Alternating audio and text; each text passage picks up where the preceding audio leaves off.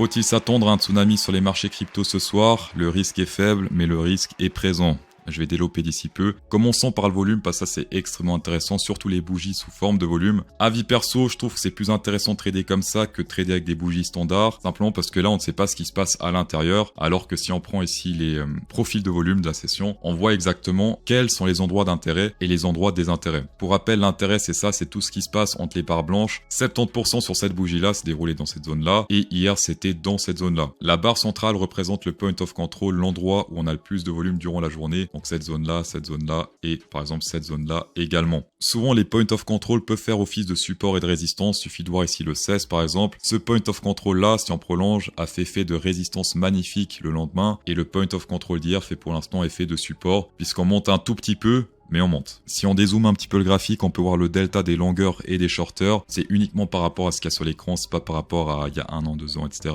Et pour l'instant, le trait rouge ici, c'est le point neutral, donc c'est là où on a autant de longueur que de shorters. On est toujours sur plus de longueur, mais attention, on peut voir que si on vire ce truc-là, il y a des zones plutôt intéressantes, comme d'habitude, on n'est pas au millimètre près, mais en général, ces zones-là sont des zones d'achat sur du court terme, notamment dans cette zone-là. Hop, si on dézoome un peu, là fallait acheter, là également fallait acheter. Ici c'était vraiment du court terme, ici c'était carrément le pic descendant pour ensuite monter to the moon. Et pareil, faites gaffe au nord quand on reteste plus ou moins ces zones-là. D'accord, ici il fallait prendre des profits là également. Ici également et ici également. Pour l'instant on n'y est pas, on est plus proche d'une zone de recharge que d'une zone de TP. Un pouce bleu pour toutes ces données que je partage ferait bien sûr extrêmement plaisir, et pour les personnes qui sont là pour la première fois, un abonnement fait encore plus plaisir, et de ce fait bienvenue à toi. Tu es désormais toi aussi un trader underground. Les funding rates pour l'instant on a fait un petit peu de rouge, ça signifie que les prix futurs étaient un petit peu moins chers que les prix spot. Ce que j'aime bien c'est quand le funding rate est rouge et que le prix monte, ça signifie que le prix futur est un petit peu à la masse par rapport au prix spot. En général c'est plutôt bon pour la suite, ici également on était plutôt rouge. On montait un tout petit peu mais on montait, et par la suite on a fait un gros pump, donc c'est extrêmement intéressant selon moi.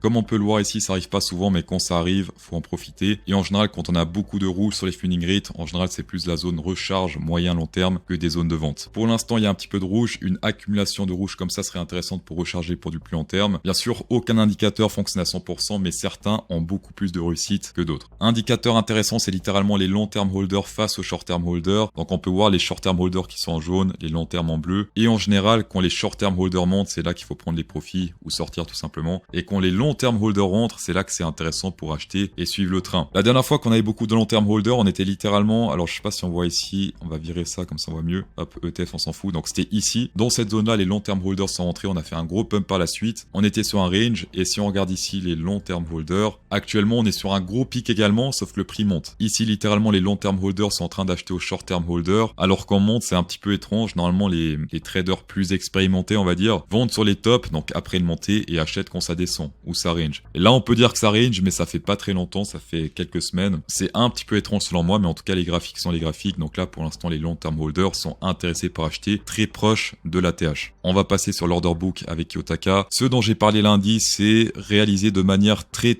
extrêmement précise. Je dirais même précision couteau suisse, puisque là on avait pas mal d'ordres qui étaient ajoutés dans ces zones-là. Court terme, gros crash, et ensuite qu'est-ce qui s'est passé par la suite? On s'est fait attirer par cette zone-là, on a tout pris ici pile poil. Des nouveaux orders sont ajoutés dans cette zone-là. Rejet court terme, et qu'est-ce qui se passe depuis hier? On se fait de nouveau attirer par cette zone-là. Pour rappel, ma théorie c'est que les ordres repoussent le prix sur du court terme et l'attirent sur du plus long terme. C'est exactement ce qu'on a fait avec ce bloc-là. Rejet court terme, attraction plus long terme. Ici pour l'instant, est-ce qu'on est déjà dans la phase d'attraction? Très bonne question. Dans tous les cas, ce qu'on peut voir là, c'est que hier, des ordres majeurs sont apparus dans cette zone, on s'est fait rejeter à la baisse, et déjà maintenant on se fait attirer par cette zone-là. Donc la première zone, plus ou moins autour des 106 000 $, et la prochaine zone extrêmement intéressante, en tout cas selon moi, ça se passe ici, encore plus au nord qu'hier, puisqu'on serait sur du 109 229 $. Est-ce qu'il faut rentrer dans le trade aujourd'hui? C'est une très bonne question, un petit peu risqué selon moi à cause de la fête ce soir. On peut faire des squeezes assez importants, un truc comme ça puis on remonte, ou un truc comme ça et on redescend. Enfin, c'est un petit peu dangereux selon moi d'avoir des positions ouvertes durant les taux d'intérêt, surtout quand on n'a pas pris de profit ou qu'on n'est pas protégé. Chose intéressante qu'on peut faire par contre, c'est parier sur la volatilité, faire par exemple des long straddle dans le trading option. En gros, si le prix bouge pas trop, on est récompensé si le prix commence à bouger, si on trade sur la volatilité. Par contre, il faut pas trader la volatilité si ça bouge comme ça et que l'annonce de la Fed est là. Là, dans ce cas, on est beaucoup moins récompensé, voire pas du tout.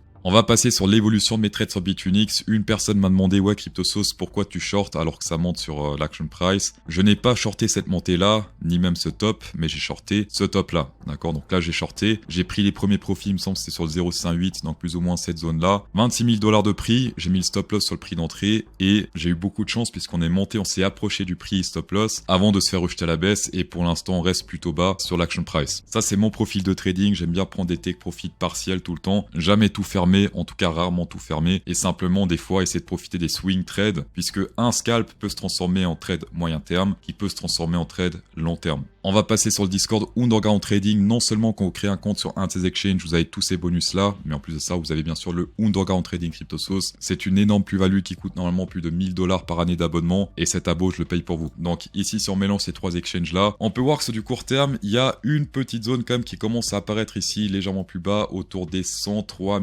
500 $, je dirais comme ça, enfin légèrement plus bas que le bottom précédent. Mais attention à la zone du nord, autour des 110 000 $. Depuis ici, plus ou moins, c'était le 17 juin, donc c'était hier. On a pas mal de liquidations potentielles qui sont apparues, pas mal de shorters à levier qui sont rentrés sur ce stop là, ils sont rentrés au bon endroit d'ailleurs, et ces personnes-là se feraient liquider s'ils n'ont pas de stop loss plus bas, autour des 110 000 $. L'open interest sur le Bitcoin, on peut voir clairement des signes de faiblesse. Je m'explique. Donc ici, on a pété cette grosse résistance à la hausse, on a créé un support rebond pour aller toujours plus haut, sauf qu'ici, qu'est-ce qui se passe? Eh bien, on se fait rejeter par un niveau sur lequel il n'y a pas tant d'open interest que ça. Si on met plus de tolérance, ouais bon, voilà, si on met un peu plus de tolérance, il y a ça. Donc là, on est sur du 133 millions $ ouvert pour encore beaucoup plus ouvert au nord et on se fait rejeter par du 133 millions, ce qui est pas incroyable. Ensuite, on pète ce niveau très important, 686 millions $, puis encore on pète ce niveau-là, 279 et 314 millions $. Qu'est-ce qu'on voit pour l'instant? Eh bien que depuis avant-hier, des zones avec pas tant d'argent que ça font un effet très bearish sur le Bitcoin, alors que personnellement, je m'attendais, vu la force qu'on a eu là, qu'on testait au moins cette zone d'open interest avant de prendre une nouvelle décision, ce qui n'a pas été le cas malheureusement hier. Ici, niveau open interest, si on voit plus de signes de faiblesse que de force, eh bien on peut simplement trader jusqu'à environ ici 103 000 $, qui est le prochain petit support. Bon, ça reste un support, mais clairement ici 103 000 $, très intéressant puisque c'est très vide entre deux et on peut très facilement swinger entre le niveau 105 et le niveau 103. D'ailleurs, c'est ce qu'on a fait hier. On va rester sur la tolérance 45 millions parce que si on fait comme j'ai fait avant, eh bien on voit pas cette résistance là. Et le but c'est de voir le maximum de support et de résistance tout en restant cohérent. Si on a trop, ça peut rien dire. Là, je trouve que c'est plutôt pas mal comme ça. Taux d'intérêt de la Fed ce soir à 20 h. Attention à toutes les personnes qui ont des positions ouvertes. Selon Polymarket, 98% des personnes pensent qu'il n'y aura pas de changement. Selon CME Group, on est carrément sur du 99,9% que rien va changer. Les chances sont extrêmement élevées que rien ne va changer du coup ce soir, mais si ça change, eh bien là ça peut faire un tsunami sur les marchés, bullish, bearish. Pour rappel, si les taux montent, c'est pas très bon en général pour les marchés, si ça baisse, c'est bon pour les marchés, mais pas très bon pour l'inflation. On va passer sur le concours Bitunix pour emporter 200 $. On va créer un petit peu de challenge. Les personnes qui parient que ça reste stable, vous pouvez gagner potentiellement 50 $. Pour les personnes qui parient soit sur une augmentation, soit sur une baisse des taux d'intérêt, remportent potentiellement 200 $. Fin de participation, 19h59. Dans tous les cas, merci d'avoir checké la vidéo, ça fait extrêmement plaisir. Insérez un pouce bleu dans la vidéo pour incrémenter encore plus le plaisir et bonne soirée.